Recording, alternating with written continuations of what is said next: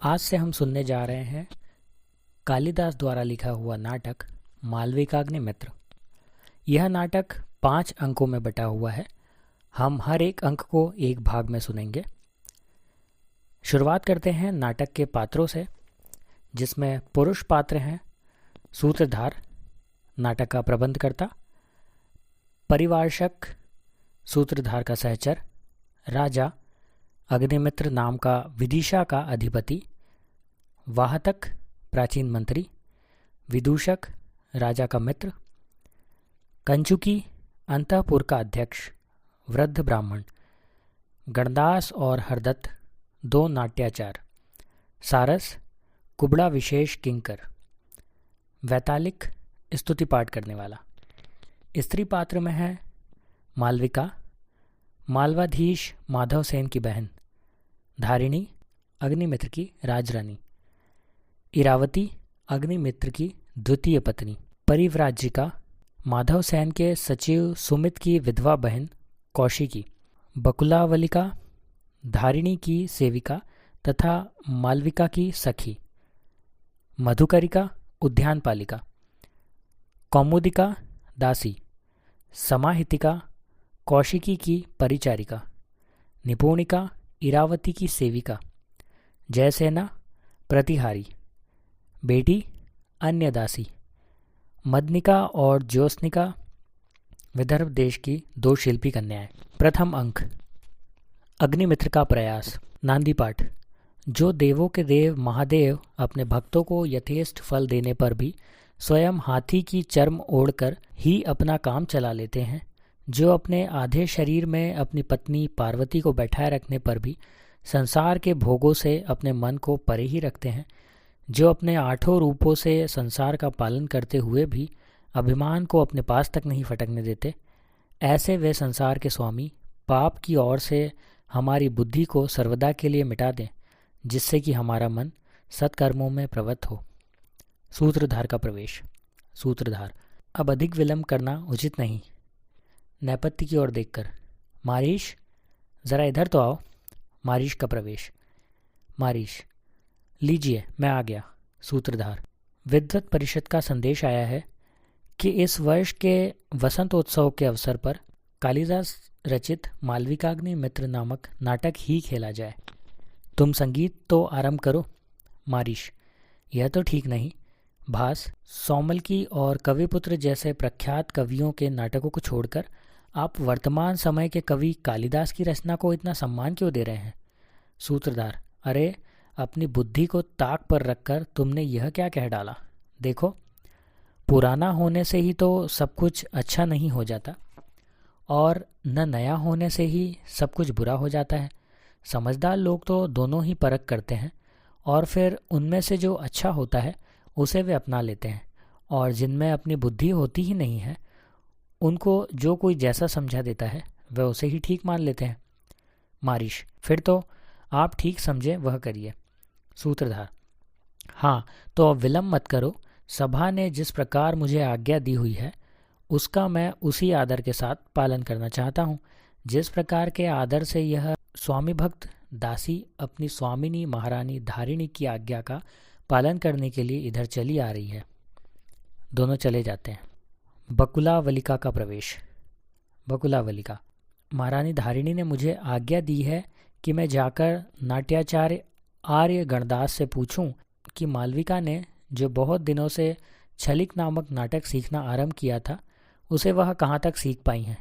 तो चलूं, संगीतशाला को चलती हूँ। घूम जाती है। अंगूठी हाथ में लिए हुए कुमुदिनी का प्रवेश। बकुलावलिका कुमुदिनी को देखकर। क्यों सखी कौमुदिकी, क्या बात है? तुम मेरे इतने निकट से चली जा रही हो और मेरी ओर देखती तक नहीं हो? कुमुदिनी। अरे बकुलावलिका, तुम हो सखी। मैं अभी सुनार के यहाँ से महारानी की यह नाग मुद्रा जड़ी हुई अंगूठी लेकर आ रही हूँ। मैं उसको ध्यान से देख रही थी कि तुमने यह उल्हाना दे दिया। बकुलावलिका देखकर। वास्तव में तुम्हारी आंखें बड़ी ही उपयुक्त वस्तु पर टिकी हुई है। इस अंगूठी से जो केसर के समान किरणें निकल रही है उनसे तो तुम्हारी हथेली हिल गई है।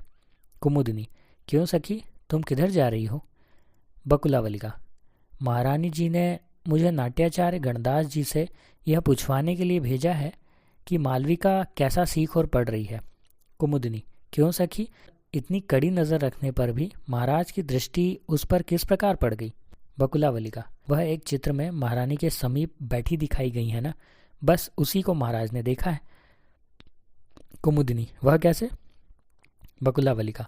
सुनो, महारानी जी चित्रशाला में चित्रकला के आचार्य द्वारा बनाए जाने वाले चित्र को देखने के लिए वहां पहुंची थी कि उसी समय महाराज भी वहां पहुंच गए। कुमुदनी। हाँ, फिर उसके बाद? बकुलावलिका। स्वाभाविक शिष्टाचार के उपरांत महाराज भी महारानी के साथ ही वहीं एक आसन पर बैठ गए। उस समय महाराज ने उस चित्र में महारानी की दासियों के पास खड़ी हुई उस कन्या को देखकर पूछ लिया। कुमुदनी। क्या पूछा? बकुलावलिका। चित्र में यह देवी के पास बहुत ही सुंदर रूपवती कन्या कौन बैठी हुई है? कुमुदनी। सुंदर की ओर तो सभी का मन खिंच जाता है। हाँ, तो फिर क्या हुआ? बकुलावलिका। होना जाना क्या है, अब मालविका पर ऐसा कठोर नियंत्रण हो गया है कि उसको कभी ऐसा अवसर दिया ही नहीं जाता कि वह महाराज की दृष्टि में पड़ जाए। कुमुदनी। अच्छा सखी, जाओ तुम भी अपना काम करो और मैं भी जाती हूँ और महारानी को यह अंगूठी देती हूँ। चली जाती है। बकुलावलिका इधर उधर देखकर। अरे, नाट्याचार्य जी तो संगीतशाला से निकलकर इसी ओर को चले आ रहे हैं। चलो आगे चलकर उनसे मिल लेती हूँ। घूमती है। गणदास का प्रवेश। गणदास। यूँ तो सभी अपने अपने घर की विद्या को सबसे अच्छा समझते हैं, परंतु हम लोग जो अपनी नाट्य विद्या का इतना अभिमान करते हैं वह झूठी नहीं है, क्योंकि मुनिजनों का यह कथन है कि नाट्य तो देवताओं की आंखों को सुहाने वाला यज्ञ है। स्वयं महादेव जी ने ही उमा से विवाह करके अपने शरीर में इसके दो भाग कर दिए, एक तांडव और दूसरा लास्य। इसमें सत्व, रज और तम तीनों गुण भी दिखलाई पड़ते हैं और अनेक रसों में लोगों के चरित्र भी दिखलाई पड़ते हैं। इसलिए अलग अलग रुचि वाले लोगों के लिए प्राय नाटक ही ऐसा उत्सव है जिसमें सबको एक समान आनंद प्राप्त होता है। बकुलावलिका आगे बढ़कर। आर्य, प्रणाम करती हूँ। गणदास। चिरंजीवतु। बकुलावलिका। आर्य, महारानी ने पूछा है कि नाट्य विद्या सीखने में आपकी शिष्या मालविका आपको अधिक परेशान तो नहीं करती? गणदास। भद्रे, महारानी से कह देना कि ऐसी कोई बात नहीं है, वह बड़ी ही चतुर और समझदार है। अधिक क्या कहूँ, मैं जो जो भाव उसको सिखाता हूँ उनको जब वह समझने लगती है तो और भी सुंदरता के साथ करती है। तब यह जान पड़ता है मानो वह उल्टे मुझे ही सिखा रही है। बकुलावलिका मन ही मन। इससे तो यह लगता है कि यह इरावती को भी पछाड़ देगी। प्रकट में। धन्य है वह शिष्या जिससे उसके गुरु इतने प्रसन्न हैं। गणदास। भद्रे, अब ऐसे शिष्य मिलते ही कहाँ हैं, इसलिए मैं तुमसे पूछता हूँ कि देवी को यह मिल कहाँ से गई? बकुलावलिका। देवी के एक दूर के वीरसेन नामक भाई हैं। महाराज ने उन्हें नर्मदा के तीर वाले अंतपाल दुर्ग की देखरेख का काम सौंपा हुआ है। उन्होंने ही अपनी बहन धारिणी के पास इस कन्या को यह कहकर भेजा है कि इसके वहाँ रहने पर यह नाट्य, संगीत आदि विद्या भली प्रकार सीख लेगी। गणदास मन ही मन। रूप रंग से तो यह कन्या किसी उच्च कुल की जान पड़ती है। प्रकट में। भद्रे, ऐसी शिष्या के कारण मुझको भी यश प्राप्त होगा, क्योंकि सिखाने वाले की कला अच्छे शिष्य के पास पहुंचकर उस प्रकार खिलती है जिस प्रकार बादल का जल समुद्र की सीपी में पहुंचकर मोती बन जाता है। बकुलावलिका। आर्य, किंतु इस समय आपकी यह शिष्या है कहाँ? गणदास। मैंने अभी अभी उसको 5 अंगों का अभिनय सिखाया है, इसलिए मैंने उसको थोड़े समय के लिए विश्राम करने के लिए कहा है। वह उस और समुद्र की ओर वाली खिड़की पर बैठी हुई ठंडी बयार का आनंद ले रही है। बकुलावलिका। तो कृपया मुझे उससे यह जाकर कहने की आज्ञा दीजिए कि आप उससे अत्यधिक प्रसन्न हैं। गणदास। जैसी तुम्हारी इच्छा हो, तुम जाकर अपनी सखी से मिल लो। मैं तो छुट्टी करके अब अपने घर को जा रहा हूँ। दोनों जाते हैं। राजा अपने सभासदों के पास एकांत में बैठे हुए हैं और उनके महामंत्री अपने हाथ में एक पत्र लिए हुए हैं। राजा। मंत्री के पत्र को पढ़ लेने के उपरांत, क्यों वाहतक, विदर्भ नरेश आखिर चाहते क्या हैं? अमात्य। देव, अपना सत्यानाश चाहते हैं वो। राजा। अच्छा, उनका संदेश पढ़कर तो सुनाओ। अमात्य, इस समय उन्होंने लिखा है कि आपने मुझे आज्ञा दी थी कि आपके चचेरे भाई कुमार माधव सेन पहले से निश्चित किए हुए संबंध के अनुसार मेरे साथ अपनी बहन का विवाह करने के लिए जब इधर को आ रहे थे तो बीच में ही आपके सीमा के रक्षकों ने उनको पकड़कर बंदी बना लिया है। अतः आप उन्हें मेरे कहने से मुक्त करवा दीजिए। उनके साथ उनकी पत्नी और बहन भी है, उन्हें भी मुक्त कर दिया जाए। इस संबंध में मुझे यह कहना है कि आप बड़े हैं और आप यह भली भांति जानते हैं कि समान वंश वाले राजाओं के झगड़े कैसे निपटाने चाहिए। इसलिए यदि आप चाहें तो हम लोगों का बीच बचाव कर सकते हैं। हाँ, मैंने सुना है कि इस धरपकड़ में माधव सेन की बहन कहीं खो गई है। मैं उसे खोजने का यत्न करूँगा और आप भी यदि माधव सेन को छुड़ाना चाहते हो तो आप मेरी इतनी सी बात मान लीजिए कि आपने मेरे साले मौर्य सचिव को जो पकड़ रखा है उसे यदि आप छोड़ दें तो मैं माधव सेन को अभी छोड़ दूंगा। राजा क्रोध में, क्या वह मूर्ख मुझसे इस प्रकार बदले का व्यवहार करना चाहता है? वाहतक, यह तुम समझ लो कि यह विदर्भ का राजा स्वभाव से ही मेरा शत्रु है और जो कुछ मैं कहता हूँ उसका ठीक उल्टा ही किया करता है।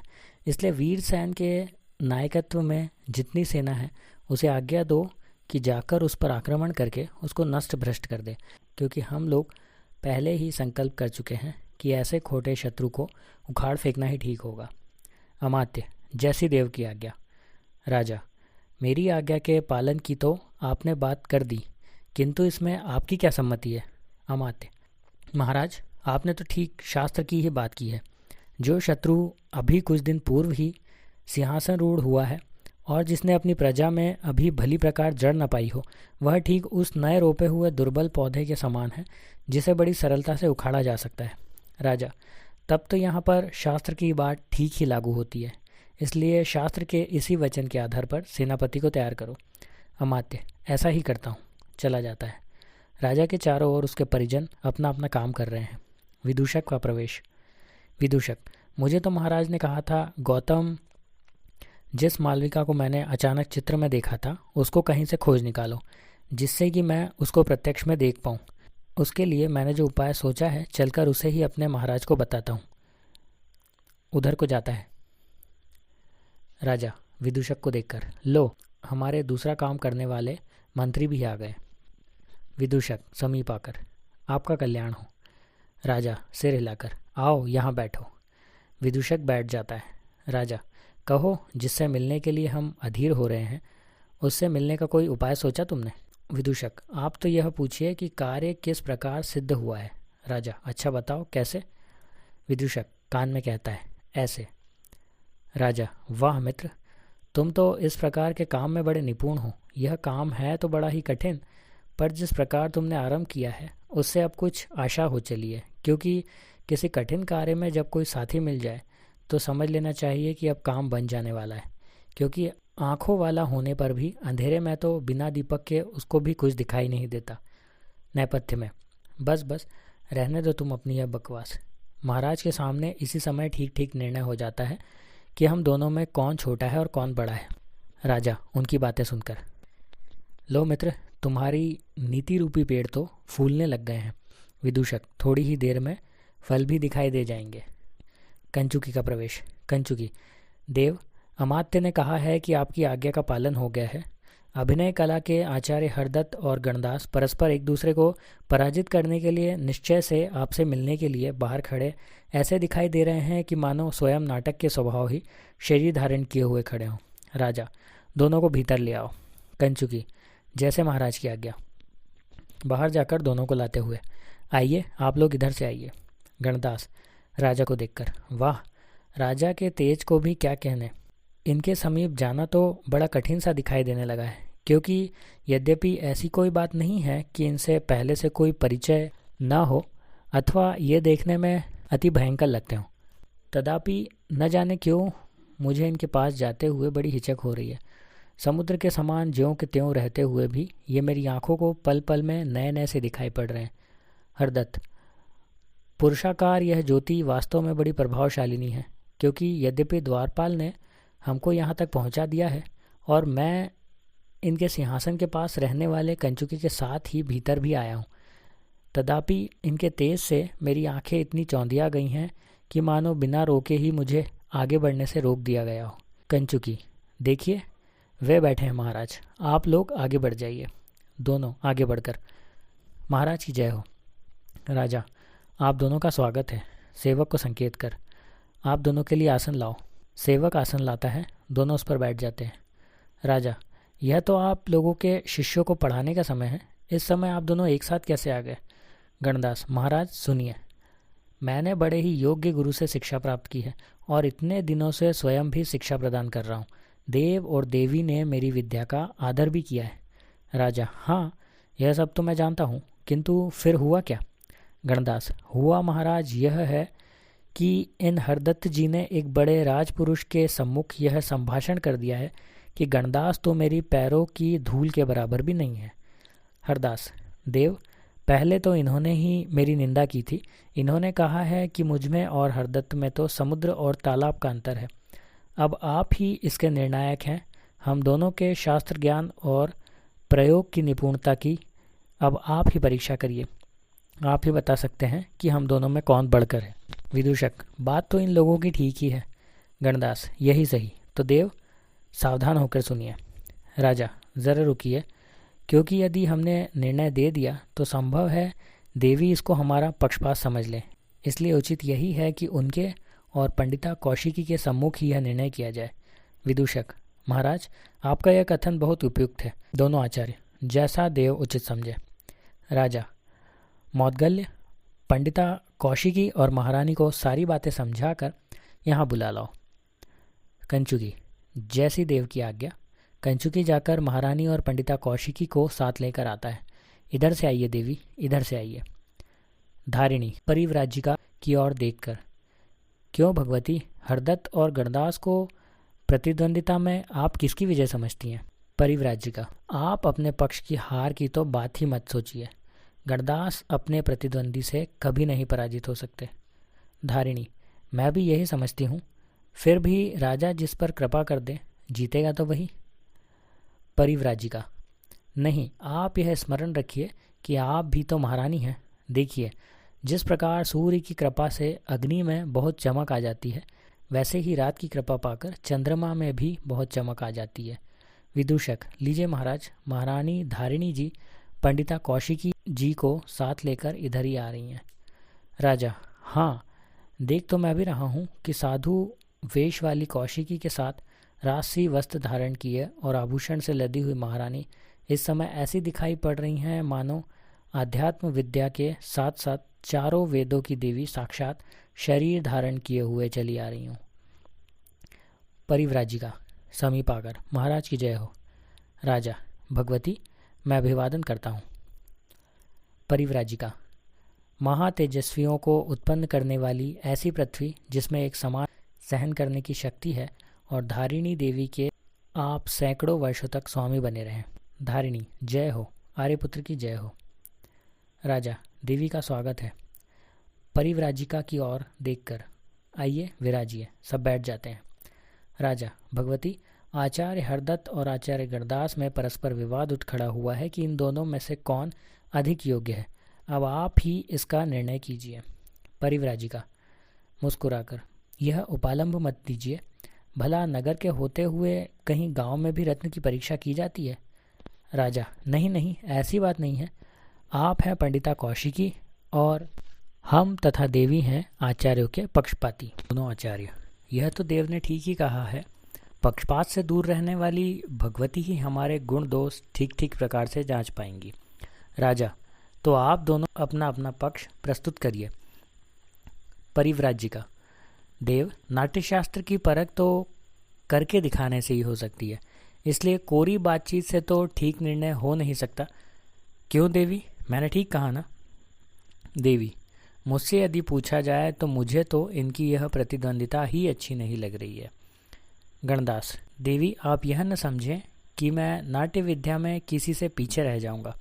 विदूषक, तो देवी, देख ही क्यों न लिया जाए इन दोनों के कर्तव्यों को, अन्यथा वेतन देकर इनको पालने का लाभ ही क्या है?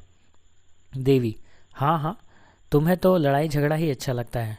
विदूषक, नहीं नहीं, ऐसा ना कहिए चंडी, इन दोनों लड़ाकू हाथियों में से जब तक एक की हार नहीं हो जाएगी तब तक ये ठंडे कैसे होंगे? राजा, देवी, आपने तो इन दोनों के अभिनय की निपुणता देखी होगी। परिव्राजिका, हाँ हाँ, मैंने देखी है। राजा, तब इससे बढ़कर अपनी कुशलता का ये और क्या प्रमाण दे सकते हैं? परिव्राजिका, मैं वही बताना चाह रही हूँ। कोई गुणी लोग ऐसे होते हैं जो अपने गुण को स्वयं भी भली भांति जानते हैं, और कुछ गुणी ऐसे भी होते हैं कि जो अपने गुण दूसरों के सिखाने में बड़े चतुर होते हैं। किंतु इन दोनों में भी सच्चा गुणी वही है जिसमें ये दोनों ही बातें पाई जाए, और ऐसे ही गुणों को सर्वश्रेष्ठ समझना चाहिए। विदूषक दोनों आचार्यों से, आप लोगों ने भगवती की बातें तो सुन ही ली। इसका अभिप्राय यही है कि आप लोगों ने अपने अपने शिष्यों को जैसा सिखाया है वही देखकर आप लोगों की श्रेष्ठता की परीक्षा की जा सकती है। हरदत्त, यह तो हम भी चाहते हैं। गणदास, देवी, यह स्थिर रहा। देवी, किंतु यदि कोई मोटी बुद्धि वाली शिष्या गुरु का सिखाया हुआ प्रयोग बिगाड़कर प्रस्तुत करे तो इसमें आचार्य का क्या दोष? राजा, देवी, हमने कहीं पढ़ा था कि अपनी विद्या देने के लिए यदि कोई गुरु निकम्मा शिष्य चुने तो समझ लेना चाहिए कि उस गुरु को कुछ आता जाता नहीं है। देवी अलग से, अब क्या हो? गणदास को देखकर प्रकट, आर्यपुत्र को उत्साह दिलाने वाला यह झगड़ा समाप्त करो। तुम क्यों यह व्यर्थ की आफत अपने सिर ले रहे हो? विदूषक, आप ठीक कहती हैं। देखो गणदास, जब तुम बैठे बैठे संगीत के अध्यापक बने हुए सरस्वती जी को चढ़ाए हुए लड्डू खा ही रहे हो, तब तुम यह व्यर्थ का झंझट मोल ही क्यों ले रहे हो जिसमें कि तुम्हारा मुंह बंद हो जाए? गणदास, महारानी की बात का तो वास्तव में यही अर्थ निकलता है, किंतु जब बात आ ही पड़ी है तो मैं कह देता हूँ। सुनिए, नौकरी प्राप्त कर लेने के उपरांत जो अध्यापक विवाद से भागता है, दूसरों के अंगुली उठाने पर चुप रहता है और केवल पेट पालने के लिए ही विद्या पढ़ाता है, उसको पंडित नहीं कहा जा सकता। उसको तो ज्ञान बेचने वाला वणिक ही कहना चाहिए। देवी, तुम्हारी शिष्या अभी थोड़े दिनों से ही तो सीखने लगी है, इसलिए बिना पक्की किए उसका प्रयोग कराने के लिए यहाँ लाना वास्तव में तुम दोनों के साथ बड़ा अन्याय होगा। गणदास, पर इन्हीं कारणों से तो मैं उसे और भी यहाँ लाने का आग्रह कर रहा हूँ। रानी, तब तो तुम दोनों अपनी कार्यकुशलता का परिचय अकेले भगवती को ही दो। परिव्राजिका, किंतु देवी, यह तो ठीक नहीं होगा। कोई कितना भी बड़ा पंडित क्यों न हो, यदि वह अकेले न्याय करने बैठता है तो उसके न्याय में भूल होने की संभावना बनी रहती है। यह एक पक्षीय न्याय कहलाता है। देवी अलग से, अरे मूर्ख परिव्राजिका, तू तो मुझ जागती हुई को भी सोती हुई बना देना चाहती है। ईर्ष्या से मुंह फेर लेती है। राजा संकेत से परिव्राजिका को रानी का भाव दिखाता है। परिव्राजिका, आर्य चंद्रमुखी, तुम बिना बात के ही महाराज से मुंह फेर कर क्यों बैठ गई हो? यद्यपि अच्छे कुल वाली स्त्रियों को अपने पतियों पर सब प्रकार के अधिकार होते हैं, तथापि जब उन्हें रूठना ही होता है तो वे कोई न कोई कारण उत्पन्न करके ही उनसे रूठा करती हैं। विदूषक, वे सकारण ही रूठ रही हैं, अकारण नहीं। उन्हें अपने पक्ष की तो रक्षा करनी ही चाहिए। गणदास को देखकर, जाइए, आप सौभाग्यशाली हैं कि महारानी ने रूठने के बहाने आपको बचा लिया है, किंतु इस बात का ध्यान रखना कि चाहे कोई कितना ही बड़ा पंडित क्यों न हो, उसकी चतुराई तो उसके शिष्यों के कर्तव्य को देखकर ही जानी जा सकती है। गणदास, देवी सुनिए, जब इस प्रकार की बातें कही जाती हो तो अब मैं यह दिखला ही देना चाहता हूँ कि अपने शिष्यों को मैंने अपनी विद्या किस प्रकार सिखाई है, किंतु यदि आपने इस समय मुझे ये आज्ञा नहीं दी तो मैं यह समझूंगा कि आपने मुझे अपने यहाँ से निकाल दिया है। अपने आसन से उठता है। देवी मन ही मन, अब तो और कोई उपाय बचा ही नहीं है। प्रकट में, शिष्य तो आचार्य के ही हाथ में है। गणदास, मैं तो अब तक यही सोचकर डर रहा था कि कहीं आप मुझको रोक न दें। राजा को देखकर, देवी ने आज्ञा दे दी है, इसलिए अब देव भी आज्ञा दें कि मैं इस समय कौन सा अभिनय दिखाऊं। राजा, जो भगवती कहें। परिव्राजिका, देवी कुछ कहना चाह रही हैं, मैं इस कारण हिचक रही हूँ। देवी, नहीं, जो कुछ भी कहना चाहती हो आप निडर होकर कहिए। सेवकों को तो अपने स्वामी की आज्ञा माननी ही पड़ती है। राजा, और मुझे आपकी आज्ञा माननी है, यह भी जोड़ दीजिए। देवी, भगवती अब आप कह ही दीजिए ना। परिव्राजिका, महाराज शर्मिष्ठा द्वारा रचित चौपदों वाला छलिक नामक अभिनय बड़ा कठिन बताया जाता है। उसी के किसी एक भाव में दोनों का अभिनय देख लिया जाए, उसी से यह जान लिया जाएगा कि इन दोनों आचार्यों ने अपने अपने शिष्यों को किस प्रकार की शिक्षा दी है। दोनों आचार्य, जैसी भगवती की इच्छा। विदूषक: तो अब आप दोनों नाट्यगृह में जाकर संगीत का सब साज जुटाइए, और जब सब प्रकार की तैयारी हो जाए तब किसी दूत के माध्यम से यहाँ हम लोगों के पास सूचना भिजवा दीजिए, या फिर मदन की धमक सुनकर ही हम लोग स्वयं ही उठकर उधर चले आएंगे। हरदत्त: हाँ ठीक है, यह ठीक रहेगा। उठता है। गणदास धारिणी की ओर देखता है। देवी गणदास को देखकर: आपकी विजय हो। मैं अपने हृदय से यह चाहती हूँ कि आपकी ही विजय हो। दोनों आचार्य जाने को उद्यत होते हैं। परिव्राजिका: अच्छा ज़रा सुनिए तो। दोनों आचार्य लौटकर: कहिए, क्या आ गया है? परिव्राजिका: आप लोग जानते ही हैं कि मुझे निर्णय का अधिकार सौंपा गया है, इसलिए मैं यह बात पहले ही बता देना चाहती हूँ कि पात्रों के सब अंगों के हाव भाव ठीक ठीक दिखाई देने चाहिए। इसके लिए यही उत्तम होगा कि आप लोग अपने पात्रों को अधिक सजाकर न लाएं। दोनों आचार्य: यह बात कोई विशेष बताने की नहीं थी, हम इसको समझते हैं। दोनों चले जाते हैं। देवी राजा की ओर देखकर: यदि आर्यपुत्र अपने राज्य की देखभाल करने में इसी प्रकार की निपुणता दिखाते तो कितना अच्छा होता। राजा: देवी, इस विषय में आप कुछ अन्यथा अर्थ मत समझ बैठिए। इस वितंडावाद में मेरा कोई हाथ नहीं है। देखो, जो लोग समान विद्या वाले होते हैं वे एक दूसरे के कीर्ति को सहन करने में असमर्थ होते हैं। नेपथ्य में मृदंग की ध्वनि, सब सुनते हैं। परिव्राजिका: लीजिए, उन्होंने संगीत आरंभ भी कर दिया। देखिए, मृदंग के शब्द को ये मोर मेघ का गर्जन समझकर ऊपर को मुख करके देखने लगे हैं, और दूर तक गूंजने वाली यह मध्यम स्वर से उठी हुई मायूरी नाम की गमक तो मन को मतवाला बनाए डाल रही है। राजा: चलिए देवी, चलकर देखा जाए। देवी मन ही मन: आह, आर्यपुत्र भी कितने ढीठ हैं। सब उठ खड़े होते हैं। विदूषक अलग से: अजी, ऐसी जल्दी भी क्या है, ज़रा धीरे धीरे चलिए, कहीं देवी धारिणी सब गड़बड़ घोटाला ना कर दे। राजा: मैं चल तो बहुत धीरे ही रहा हूँ, किंतु मरूज वाद्य से निकला हुआ यह राग इस प्रकार मुझे जल्दी चला रहा है मानो मेरा मनोरथ ही मुझे पुकार कर बुला रहा हो और कह रहा हो कि आओ, तुम्हारा कार्य सिद्ध हो गया है। सब चले जाते हैं। प्रथम अंक समाप्त।